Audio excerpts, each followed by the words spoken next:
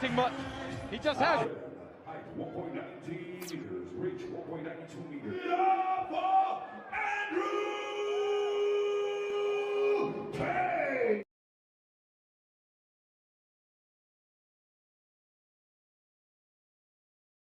Assalamu alaikum wa rahmatullahi wa barakatuh.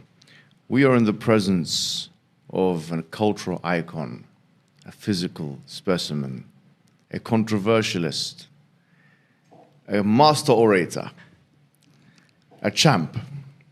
And we've also got Andrew Tate. That was smooth. I like that. I was sitting there thinking, I'll take this introduction. I'll take this. But thank you. How you doing, man? I'm good, G. You? You're good, yeah? Yeah. Well, I think a lot of people who've been following me for a while understand that I've been very respectful of Islam for a long time. Yeah, sure. I was born in a Christian country. I was raised as a Christian. And I've always been very respectful of Islam. And it's become more and more obvious to me and more pertinent that Islam is the last religion on the planet. When I talk about Islam, because I'm new to it, Yeah. I'm a little bit careful, right? Because I'm new to it. I'm certainly not a scholar. There's so much I need to learn. I know I'm on a learning journey. I'm not here to sit here and talk scripture. I don't know those things yet. I'm here to learn. Yeah. But And we're here at your assistance. thank you, bro. Thank you. Honestly. Thank you. Yeah. But it's just, for me, it feels like the last religion on earth. I feel like there's no other religion. People say to me, why did you convert? And I said, I don't really feel it as a conversion. It's almost like I knew God was real and now I've become religious. And they say, well, you were religious before. I was like, religious before how? Christian? What does Christian mean? Like, who's not a Christian? You go to Christian nations and everyone says they're a Christian. Look how they live their lives. Go into the average church. Is anyone actually fearful of God? Anybody? No. The girls are out on Saturday night drinking and then they turn up to church because their parents made them. Like, there's no substance to the religion. And also, Islam very closely reflects my personal beliefs.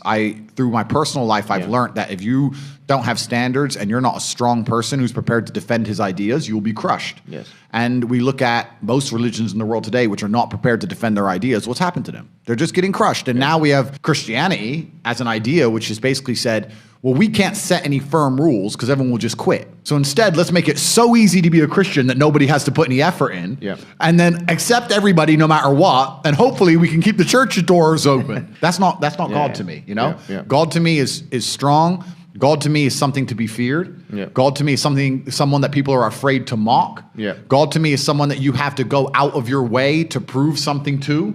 God to me has red lines. Yeah. Like, God to me represents the Islamic faith. The Christian God to me, I don't see God. I can't explain. I don't see anything there. So to me, it was the only logical choice in the end. And this is why perhaps I found God the way I did, because I understood all these things first, and then I saw the Quran, and it confirmed so many things for me. You know, like even the conversations I've been having so far, so many things have been confirmed, and it's amazing the knowledge that's inside of it, which is so applicable today.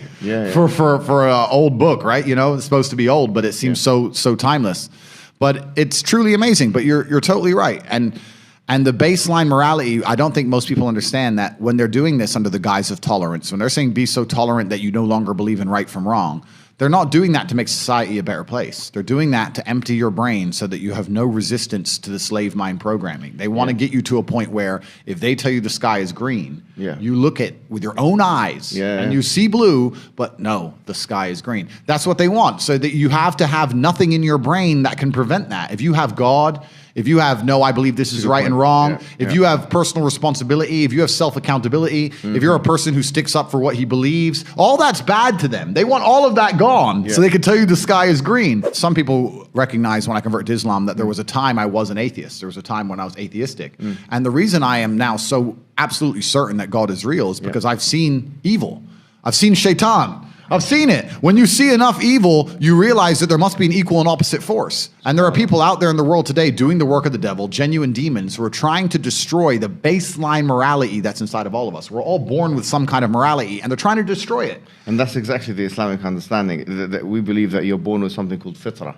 One guy I was talking to since my conversion says, it's interesting that somebody with everything, all the Western world, everything somebody could want has now converted. And I said, yeah, because even before my conversion, I understood that hedonism is a black hole and you can never fill it. You're never going to be able to have enough girls to be happy with girls. You're never going to be able to have enough money to be happy with money. You're never going to be able to, drink enough to be happy with drinking. Like, it's a black hole, and you can pour endless things down it, but you'll never fill it up. And you need to have some degree of self-restraint. And I've always been a very disciplined person. I've never made mistakes. But certainly, yeah, the higher power is going to give you more satisfaction in your heart than endless insanity.